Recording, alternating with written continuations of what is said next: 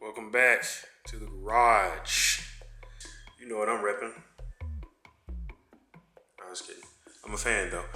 What we have here, it is a radio dash kit for 2010 to 2015 Camaro. And it's made by Pac Audio. I think it's Pacific something. I don't know. Don't worry about it. Don't worry about what it stands for. Pac Audio though. It's made by Pac Audio. And I got this from Double D Mods. They actually sold out of these within the first 2 days. And so when I first ordered it, it didn't get shipped. I didn't get any information like that. Emailed them. Good guy over there named Dennis. Sent me an email, immediately back. And he said that they were expecting a surprise shipment because another company who purchased a shipment of these from Pac Audio did not pay, so they were offered 30 more, and he said I was going to be in that 30 that was coming in, and they shipped it out I think maybe Thursday or Friday, and I got it Saturday, the next day. Today's Sunday. And so I was thinking it was going to be a minute before I got it, but I ended up getting it. As you guys knew, I was going to do the Mylink, but I decided not to. So that's how it goes sometimes, but I decided not to do the Mylink. I'm hoping I got some light, so let's go this way. I was hoping to do the Mylink, but this is the reason why I decided not to do Mylink, guys. Okay, so for one, I had the head unit, I had the faceplate, but I was gonna need it reprogrammed. Now, they say you can do it, get it done by the dealer, but it would need to be modded somewhat to use all its features, especially for the 2010. So I decided, I was like, okay, all right, I'll consider it. Maybe I'll take it to the dealer, or I'll send it off to Gen 5 and let them reprogram it. That was another $250. And I was gonna need the whole entire harness to basically retrofit this car to be able to use the Mylink, which was another 270 some bucks. And shipping the head unit there, all this stuff, paying for all that. I was probably looking at another 500, maybe 600, who knows, bucks, when I could just sell it and get this. I got this for 300, and I just got a radio for under 300. So, I gotta show you the radio. So, I'll show you the head unit I got. Now, Double D Mods does sell basically kits that comes with radios, but I decided not to go with it. I wanted to try another radio out, so I'm gonna show you the radio I just picked up from, you guessed it, the blue bag. Should give it away, Best Buy. I was gonna go with Crutchfield, but I kind of got antsy today and decided to compare some online, and decided to go with this model here. Anyway, it's got its rear view camera ready. It's got a lot of stuff, hands-free, Bluetooth, all that good stuff. A lot of the features I had with the stock radio and that the Mylink does have. It also supports steering wheel controls, which comes in this kit. And so basically what we're going to be doing, it's not going to be a step-by-step install. They got an install video, but I'm just going to kind of give you guys my thoughts on this kit and what I think about it. But I've opened it up already and looked at it. It's got a lot of stuff, but it comes with, let's look on the box and find out. Let's check this out. Let's look at this. It comes with the radio mounting kit, an interface module, radio connection harness, aux audio and USB retention harness, antenna adapter, and instructions, of course. This also comes with a, when I opened it, a chime module. Let's see, and it has the harness for your steering wheel controls and everything like that. So it comes with a lot of stuff to basically, if you look at the picture there, it's trying to retain that stock look. And let's get in here and look at what stock looks like. Hope you guys can see that. So you know what the stock radio looks like, but there's a stock radio. So we're gonna be pulling that out. And what's unique about this radio is that they utilize the same exact knobs from your stock radio. So we're going to be pulling those off and slapping them on this kit. So we're going to still be retaining these factory thermostat knobs or whatever. And hopefully it looks good. Hoping this JVC is good too. So it'll be kind of a review on that radio. Maybe we'll see. But I'm gonna go ahead and get started, guys. I'm gonna start pulling everything out of the box, and disassembling the radio inside, and we'll go from there. Okay, so guys, first thing, well, I just took a break, so but I'm still in the mood to do it. First thing you're gonna want to do to get this Pac Audio dash kit put in, you're gonna need to get this old. Oh God, I'm dealing with a new mount, guys. So sorry if this camera gets to flailing around, but you want to get this old radio out, and that's pretty straightforward. I'm not going to show it, but I'm just going to give you a brief overview of what we're going to do. We're going to pull this trimming off. This trim is going to come off. That's going to expose 2 screws behind there that's holding the radio on. From there, all you should have to do is pull. If you got a pry tool or something like that, a trim tool, you can start going in behind here. Once you get those 2 bolts out and pull the radio out. You need the faceplate. You're gonna disconnect the harnesses that's connected in the various spaces or spots rather. Shouldn't be but like 1 plug on this thing.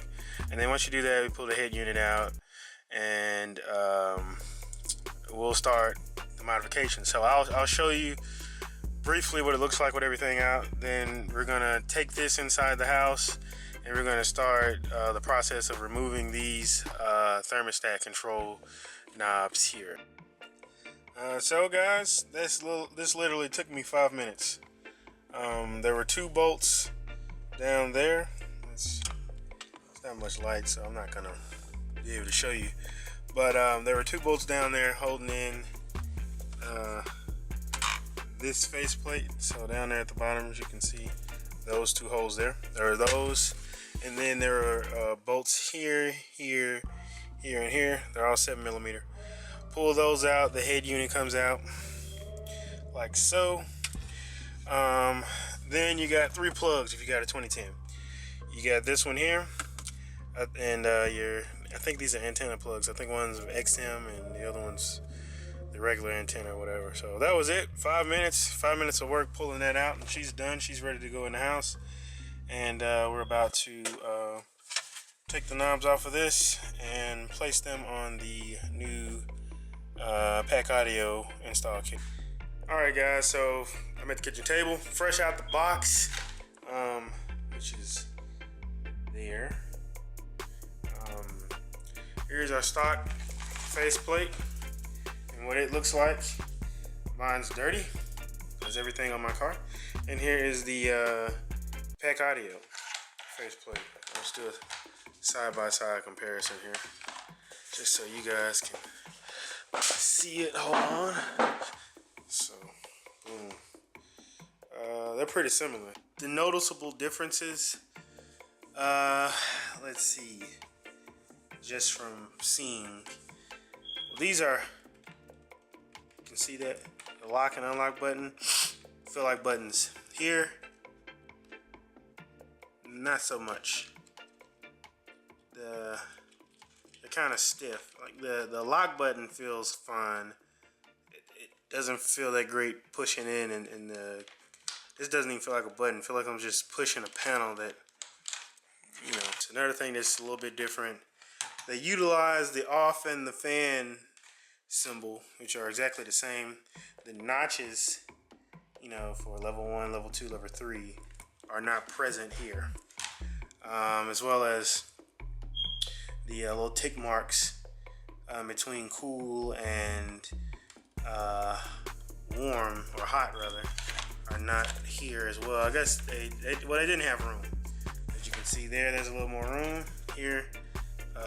This is where the screen is gonna go. But overall, I like it. I like the way, it looks good. It looks pretty, you know, some stock. The color is pretty close. I think mine's dirty, so that may be why it appears a little darker. I hadn't cleaned it in a long time because I didn't plan on cleaning. I was going to go with the Mylink, so I just decided to stop wiping it down. But the color's pretty close. This is extremely light, but that's okay because, you know, it's still missing some stuff. We got to go in and put some stuff in. The only thing I'm not liking right off the bat about this is this here. This is for your external temperature display. You know, on the stock radio, it's displayed up here in this little corner. And of course, your radio, whatever double DIN you go with, probably won't do that. So in order to keep that feature, they put a little LCD screen here that'll get some kind of, it's hooked up probably to a data line that's gonna give us the external temperature. It just looks a little weird. You know, it looks like a, I don't know, it's just a weird looking screen to have right there, but who knows, maybe it'll grow on me.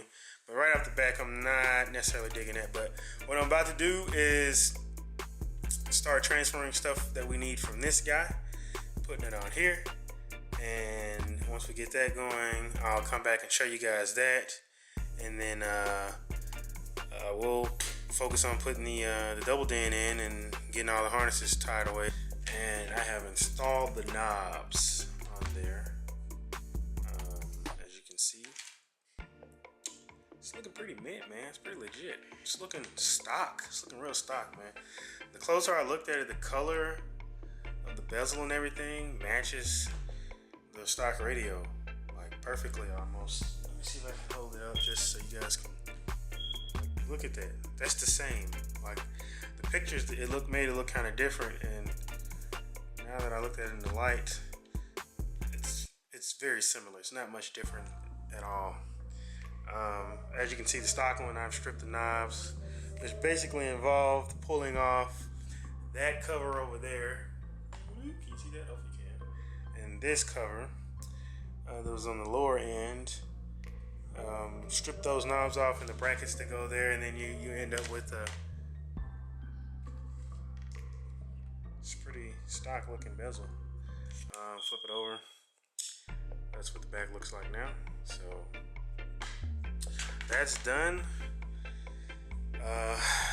What I'm about to do now is wiring for every little feature that I need, and matching up all this stuff that, you know, make sure it hooks up with my radio now. The radio's harnesses must match up with this harness, and then we'll put it in the car and go from there. That's simply gonna be me just sitting in here figuring out some stuff. It shouldn't be too hard. They got some pretty detailed instructions, but I'm still gonna have to go through them and open up all these harnesses. There's a lot of harnesses in here, guys. Like,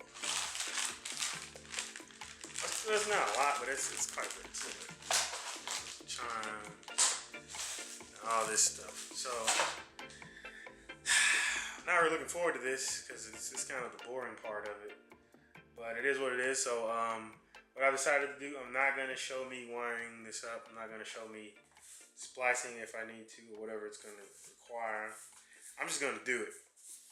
I'll probably show you a little bit once everything's hooked up on the table. Then I'll go to the car and start plugging stuff up, and then you'll see the final result.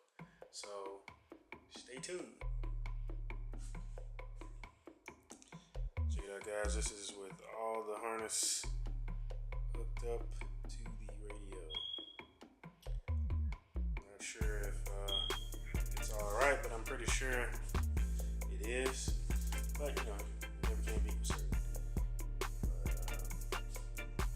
We got most of everything hooked up, so I'm about to take this to the car and begin installation, and we will be testing soon to make sure it works. So guys, it's complete. I'm about to, hopefully you can see me. I'm about to show you the radio so you can see it, and it's nice. I'm really enjoying it. Neighbors causing all kinds of noise. Come on. As you can see, it's been in here about a week, but it looks, you know, it's got fingerprints on it, so it looks like it's been used. But if you can look here, man, these dials fit perfectly. Everything. Let's see if I can zoom in a little bit here. The dials, everything fits perfectly. It really looks good in the car. Look at that mirror. Look at that mirror. Look at that shifter. Look at that shifter. Look at that radio. All upgraded in 2010. Man, I'm really enjoying the interior now. I'm done with the interior.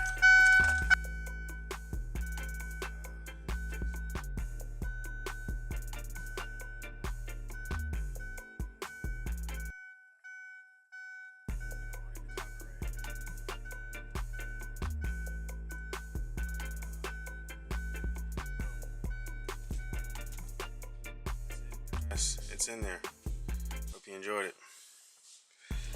Catch you guys next time.